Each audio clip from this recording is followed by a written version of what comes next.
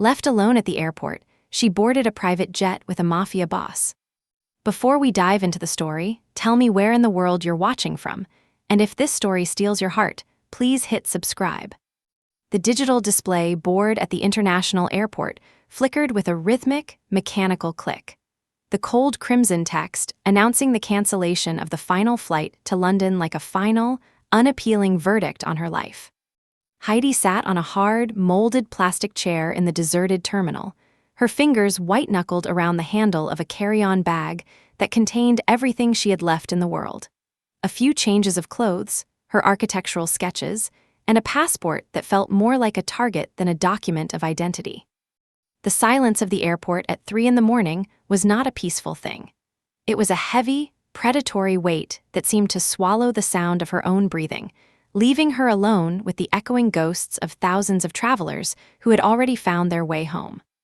She was 27 years old, a woman who had spent her life navigating the quiet corners of architectural archives and finding solace in the geometric certainty of stone and steel. Yet here she was, a fugitive in a cavernous hall of glass and glass. Behind her, she could hear the rhythmic echo of heavy boots against the polished marble, a sound that had been stalking her since she left the train station in a frantic rush. She knew who they were, men sent by a father she hadn't seen in a decade, a man whose gambling debts had finally outpaced his ability to lie, leaving her as the only collateral remaining on his ledger. Her heart hammered against her ribs, a frantic bird in a cage, as she realized the security checkpoints were closing, and the lights in the main concourse were beginning to dim into a twilight of uncertainty. In the center of the terminal, surrounded by a vacuum of space that no one dared to enter, stood a man who looked like he owned the very air he breathed and the shadows that clung to the corners of the ceiling. He was dressed in a charcoal suit that looked like it had been carved onto his frame by a master sculptor, his presence so commanding that the neon signs of the closed boutiques seemed to dim in his presence. He was flanked by 4 men whose suits couldn't quite hide the lethal bulk of their shoulders, their eyes scanning the empty hall with the clinical detachment of wolves guarding a high-value kill. This was Silas Vane, a man whose name appeared in the financial columns of every major newspaper as a titan of global shipping and technology, yet whose real power was whispered about in the dark corners of the world, where laws were merely suggestions and blood was the only currency that never devalued. Heidi had seen his face on a magazine cover once while waiting for a bus in the rain, but the glossy paper had not captured the terrifying stillness of his eyes or the subtle, jagged scar that traced a line from his jaw toward his ear, a permanent reminder of a world that didn't allow for mistakes. He was checking a gold watch, his expression one of bored impatience, until his gaze shifted and locked onto hers with the precision of a predator finding its mark. The men in the gray coats were closing in now, 3 of them fanning out to block her exit toward the taxi stands, their faces obscured by the brims of their hats and the dimming light of the terminal. Heidi felt a cold sweat break out along her spine, her intellect frantically calculating the distance to the nearest open door, but the math was failing her in the face of such overwhelming odds. She looked back at the man in the charcoal suit, finding a different kind of danger in his steady, unblinking stare. It was the look of a man who saw through every mask, who understood the exact nature of the fear radiating from her, and who found it more interesting than the millions of dollars he was undoubtedly moving with a single phone call. When Silas Vane began to move toward her, his bodyguards shifting in a synchronized phalanx that suggested a level of training far beyond corporate security, the men in the gray coats hesitated. Their aggressive stride faltered at the sight of a predator far higher on the food chain, a man who didn't just break the rules but wrote them in the ink of his enemies. Silas stopped 3 feet from her, his shadow falling over her like a heavy velvet shroud, and she realized he was much taller than he had seemed from a distance, a mountain of controlled aggression and expensive cologne that smelled of cedar and old money. "I believe your flight has been delayed indefinitely, and the hospitality of this terminal is rapidly reaching its expiration date," Silas said, his voice a deep, resonant cello that vibrated in the air between them and seemed to anchor her to the spot. He did not look at the men who were now hovering at the edge of the light, their hands twitching toward their waistbands in a display of nervous bravado. He looked only at Heidi, his eyes a piercing, mercury gray that seemed to catalog her soul, and find the hidden strength she had tried so hard to bury. She realized in that moment that she had a choice between a slow, agonizing death at the hands of her father's creditors or a leap into a dark, unknown abyss with the man standing before her. She took a breath, her voice trembling but her eyes remaining sharp as she looked up at him, refusing to cower even as the world collapsed around her. "I do not think delay is the right word for it," she replied, her wit flashing through the terror like a blade of light in a storm. "I think I have been abandoned in a very expensive tomb, and the gravediggers are currently waiting for the lights to go out." Silas felt a ghost of a smile touch his lips, a movement so slight it was almost invisible, and he gestured toward the private terminal gates with a hand that was steady and scarred. "My jet leaves in 10 minutes for Zurich, and I find myself in need of a distraction from the crushing boredom of my own thoughts. You will come with me, not because I am a gentleman or because I have a penchant for rescue, but because those men behind you are remarkably poor at hiding their intentions, and I dislike seeing such untidy business in my presence. It offends my sense of order." Heidi did not ask where they were going or what he expected in return. She simply stood up and walked into the circle of his protection, feeling the sudden, overwhelming warmth of his presence. As they moved toward the glass doors of the private hangar, the men in the gray coats vanished into the shadows, knowing better than to challenge the sovereign of a shadow empire on his own ground. Silas did not touch her, but he walked close enough that she could feel the heat radiating from his body, a silent promise of safety that felt more like a threat of a different kind. They boarded the jet, a sleek machine of matte black and chrome that looked more like a weapon than a vehicle of transport. Inside, the cabin was a sanctuary of cream leather, polished mahogany, and the scent of aged whiskey and leather-bound books. As the engines began to whine, a low-pitched growl that signaled their departure from the world Heidi knew, she realized the lie she had told herself, that this was just a rescue, was falling away. Silas Vane did not rescue people. He collected things of value, and as he sat across from her in the pressurized silence of the cabin, pouring 2 glasses of amber liquid, she realized she had just become the most precarious asset in a portfolio that spanned the globe. The ascent was a smooth, gravity-defying surge that left the lights of the airport far below, leaving Heidi and Silas in a cocoon of pressurized luxury that felt entirely disconnected from the reality of the ground. Heidi sat by the window, watching the clouds pass beneath them like ghosts in the moonlight, while Silas worked through a stack of documents with a silver fountain pen that moved with lethal precision. He moved with a terrifying efficiency, his focus absolute, yet she could feel his awareness of her presence like a physical touch against her skin. He was a man of dualities, the CEO who dictated the movement of millions of tons of cargo across the Atlantic, and the Don who decided which of those containers would never reach their destination if the price of loyalty was not paid in full.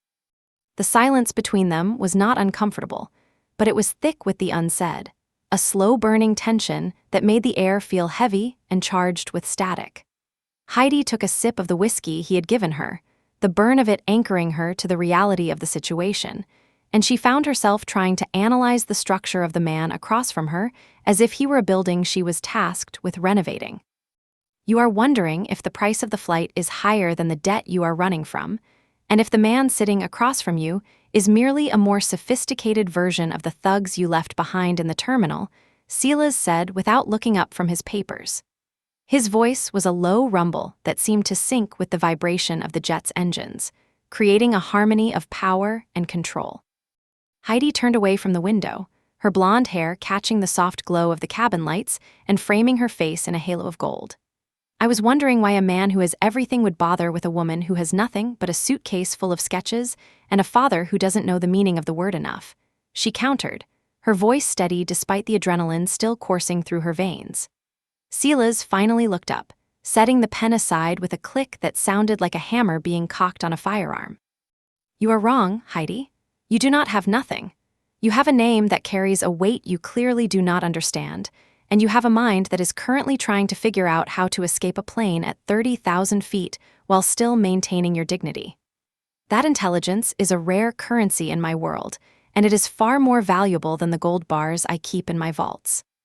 My business is built on the movement of physical goods, but my empire is built on the movement of secrets and the people who can decode them. The revelation that he knew her name and the specifics of her situation sent a chill through her that had nothing to do with the cabin's temperature. She had tried so hard to bury her identity, to be nothing more than a researcher with a love for Gothic revivalism and the quiet history of stone. But she had forgotten that men like Silas Vane did not leave things to chance or coincidence. He explained, with a chilling lack of emotion, that her father had not just gambled with money. He had gambled with information regarding a shipment of specialized microchips that Silas's corporate arm had been tracking for months. Her father had disappeared into the shadows of the underworld, leaving Heidi as the only person who might know where the encryption keys were hidden, keys that were supposedly disguised within her own architectural sketches of the old cathedral in London. "I am not a kidnapper," Silas continued, his eyes darkening to the color of a stormy sea.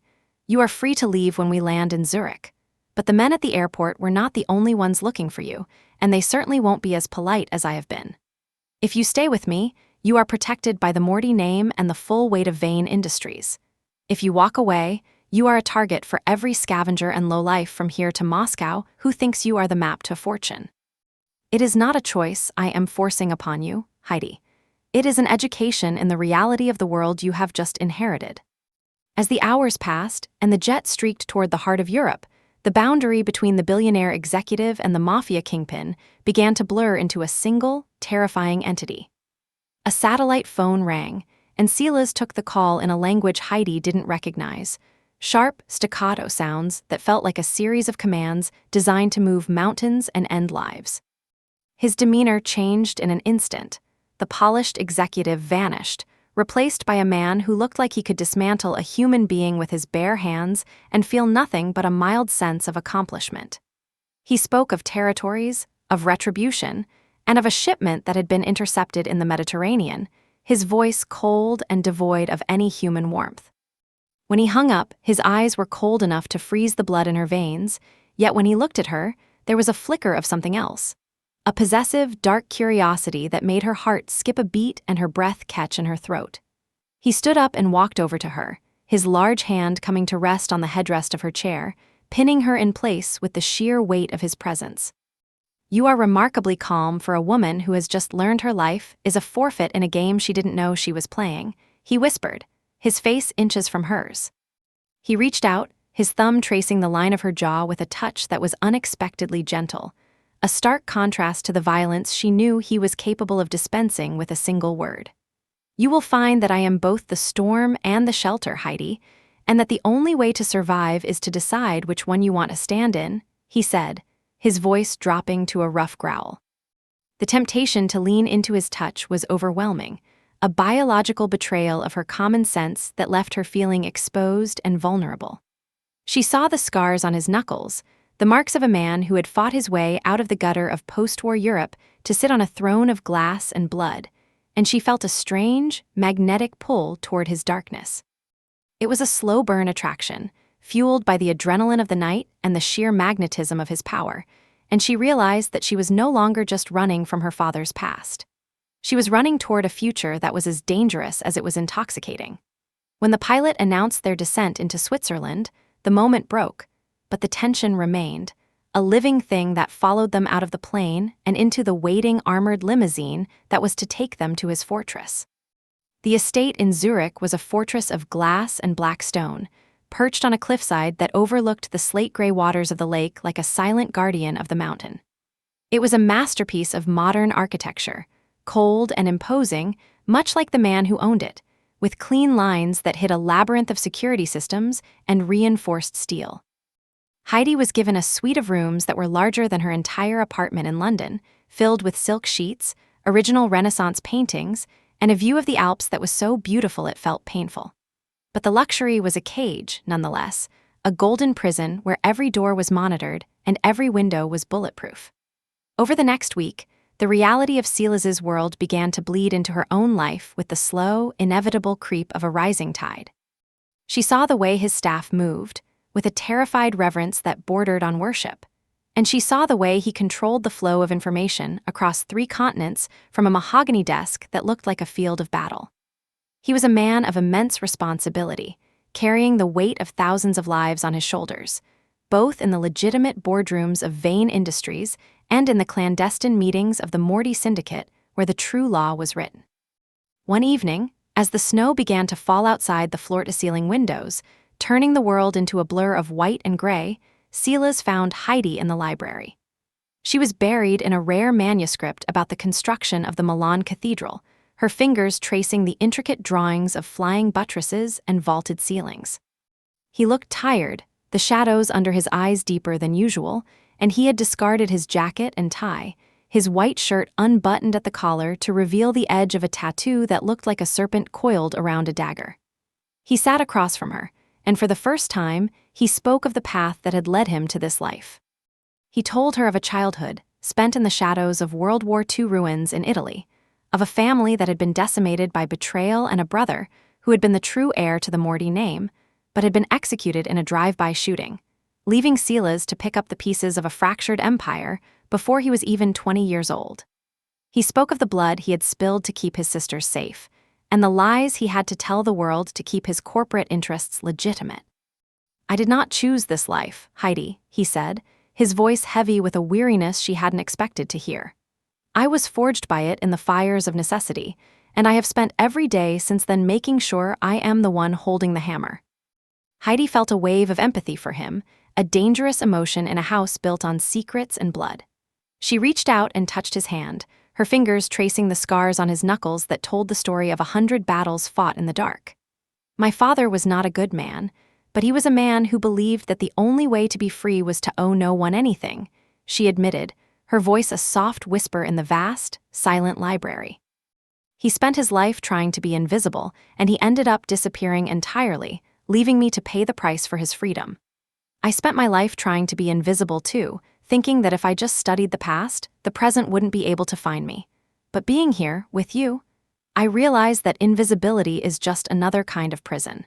You are paying for your power with your solitude, and I am paying for my safety with my soul."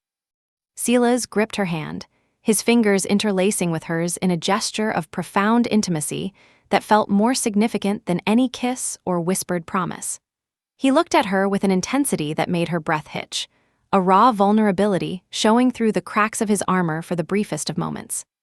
The moment was shattered by the arrival of one of his lieutenants, a man named Marco who looked like he had been born with a scowl and a weapon in his hand. There was a problem at the docks in Marseille.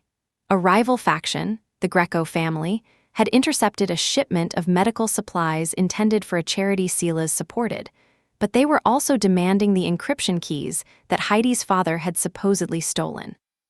They knew she was with Silas, and they had sent a message to prove they were serious. A severed finger of one of Silas's most trusted couriers, delivered in a box of expensive chocolates. The brutality of it hit Heidi like a physical blow, the reality of the mafia war crashing through the ivory tower of the estate and leaving her gasping for air. Silas's eyes turned to flint in an instant, the vulnerability vanishing as if it had never existed. He didn't comfort her. He stood up and began barking orders in a voice that was cold and commanding, his mind already 3 steps ahead in a game of lethal chess. "You will stay in this room, and you will not leave it for any reason," he told her, his voice a razor blade of authority.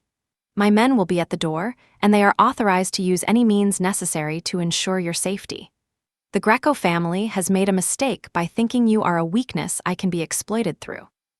I am going to show them that you are the reason I am going to destroy them." Heidi watched him leave, the man she had just felt a connection with replaced by the warlord she had first seen in the airport. She realized then that her past was not just a memory or a debt. It was a ghost that had followed her into Silas's arms, and it was now threatening to burn his entire world down to the ground. She sat in the dark library, the silence of the estate feeling more like a tomb than ever before, listening to the sound of black SUVs arriving in the courtyard and the sharp, metallic clicks of weapons being readied for war. She knew that the price of his protection was her soul, and as the snow continued to fall, burying the world in a shroud of white, she wondered if Silas Vane would be the one to save her from the darkness or the one to finally drag her into it. The slow burn romance was no longer a game of glances and intellectual sparring. It was a trial by fire, and the flames were rising higher than she could have ever imagined. The days that followed were a blur of high-stakes tension, whispered strategies, and the constant, underlying hum of a world at war. Silas was rarely seen, his time consumed by the mobilization of his forces across Europe and the constant management of his legitimate business interests, which were being targeted by the Greco family's corporate spies.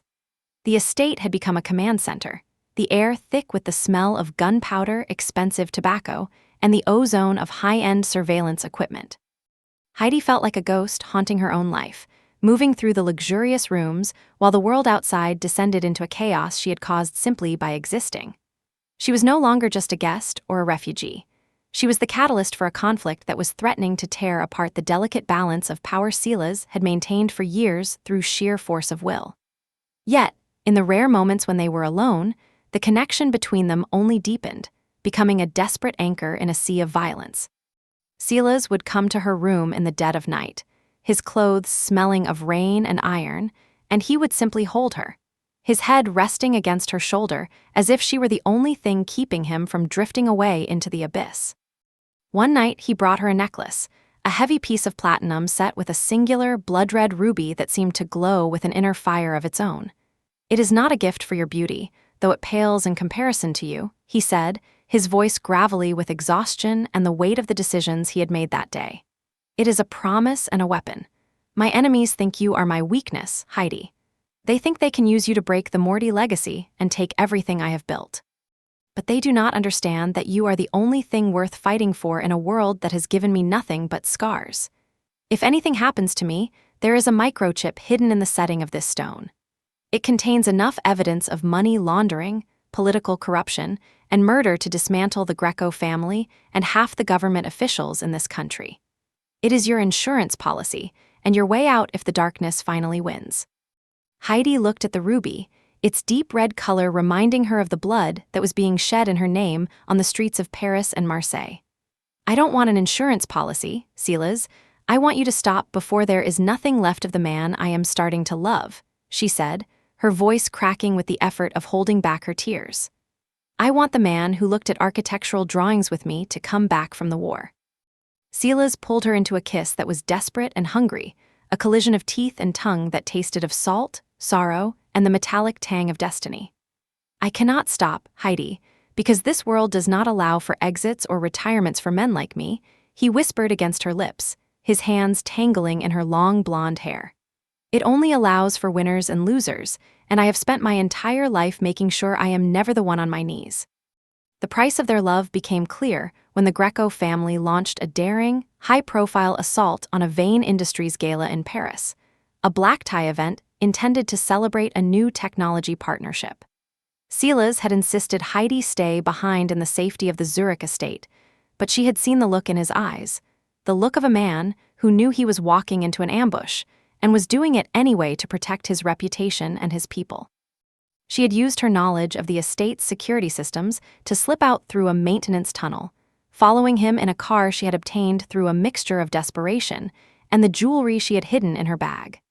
She arrived at the gala just as the first shots were fired, the sound of breaking glass and screaming socialites filling the air with the music of disaster.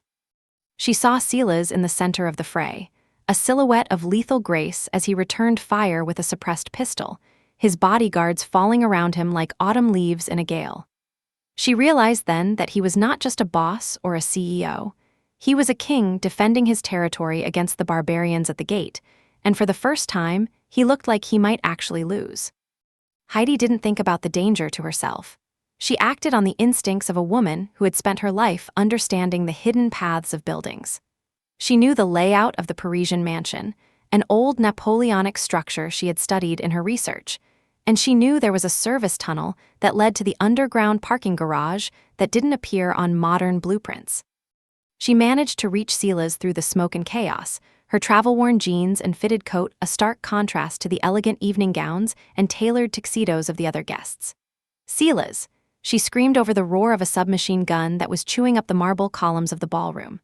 The service tunnel, behind the tapestries in the West Gallery. He looked at her, horror and fury warring on his face that she was there in the line of fire, but he saw the determination in her eyes and followed her. They scrambled through the dark, damp tunnel, the sounds of the battle fading above them as they descended into the bowels of the city. When they reached the garage, Silas was bleeding from a deep wound in his side, his face pale under the fluorescent lights, but his eyes burning with a dark, primal intensity that terrified and captivated her in equal measure. "You shouldn't have come. You should have stayed where it was safe," he rasped, leaning against a concrete pillar for support while he checked his weapon.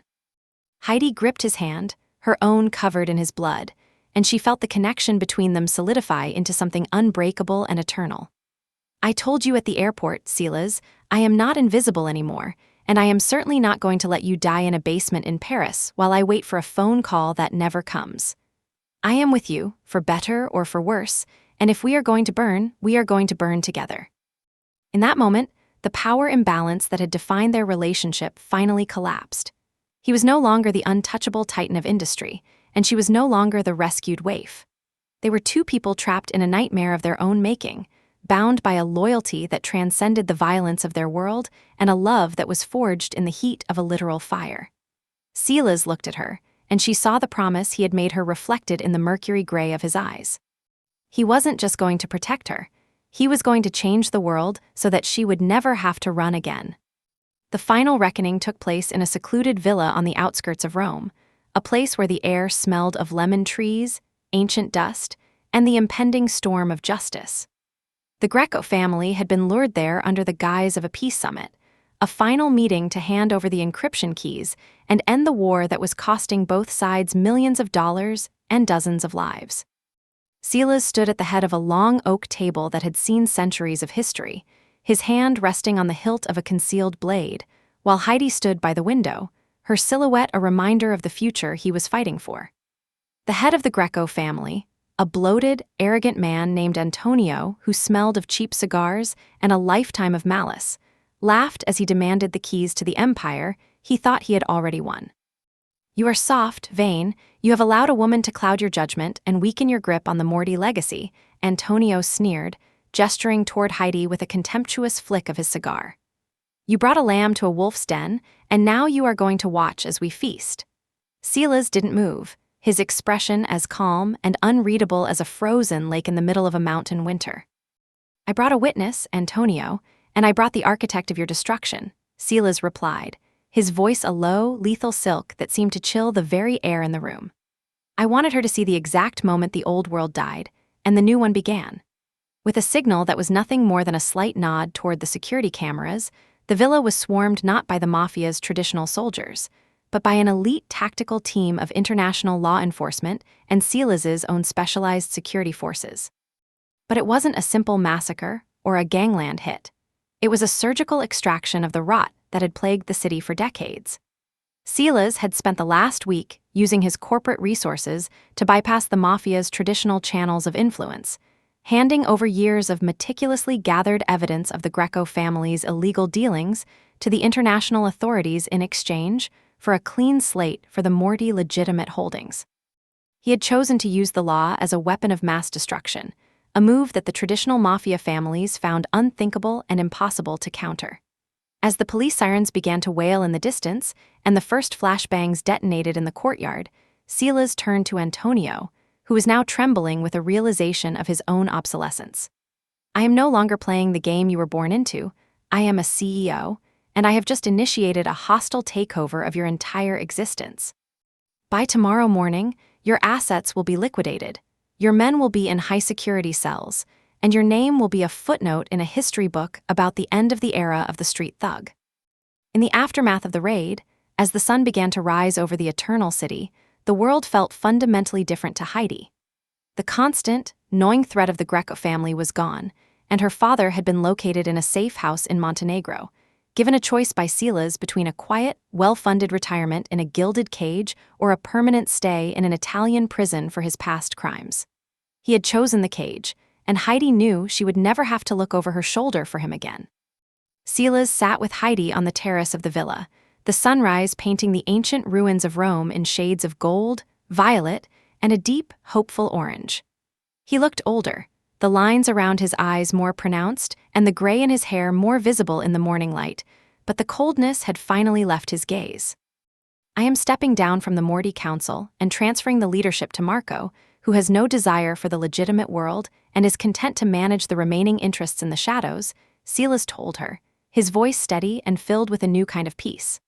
I will remain the CEO of Vane Industries, but the shadow world. I am leaving it behind as much as a man like me can ever truly leave the past. I want to build things that last, Heidi, things that don't require a gun to defend. Heidi looked out over the rolling hills of Rome, feeling a sense of peace and belonging she hadn't known since she was a child. She knew that danger would always be a part of their lives. A man like Silas Vane did not simply walk away from a throne without a few ghosts following him and a few enemies waiting for a moment of weakness. But she also knew that they would face whatever came together, as equals. She turned to him, taking his large, scarred hand in hers and squeezing it with a strength that surprised them both. "You don't have to be a ghost or a king anymore, Silas," she said, her voice a soft promise of a future they both deserved. "You can just be a man who loves a woman and a man who builds a legacy out of something other than blood." Silas pulled her close, his arms wrapping around her with a strength that was no longer possessive or fearful, but protective in the truest, most profound sense of the word.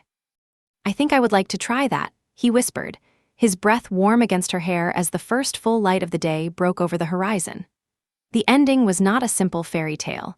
There were still legal battles to be fought, corporate structures to be dismantled, and a lifetime of habits to be unlearned. But as they stood together in the light of the new day, the slow-burn trust and obsession they had built had forged into something unbreakable and eternal. Heidi had found her structure, not in the cold stone of the past, but in the living, breathing strength of the man beside her, and Silas had found his redemption in the woman who had dared to walk into the dark with him and lead him back to the light. They were no longer the mafia boss and the stranded traveler. They were the architects of a new world. And for the first time in either of their lives, the future was not a debt to be paid in blood, but a promise to be kept in love.